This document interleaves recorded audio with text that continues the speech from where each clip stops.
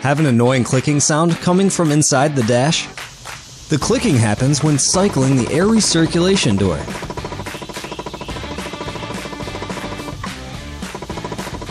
This actuator is located behind the glove box. Start by removing the 3 retainers holding the lower cover on under the glove box.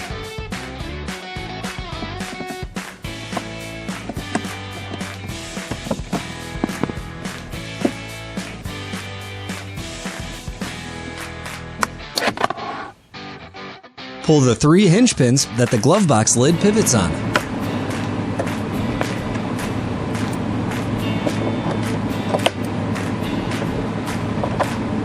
Press the back of the glove box down to clear the 2 retaining tabs. The recirculation actuator is located on the right side. Unplug the connector. Remove the 2 retaining bolts.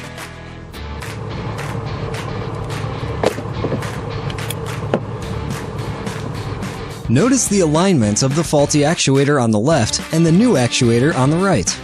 The new actuator will need to be aligned exactly like the old one before installation.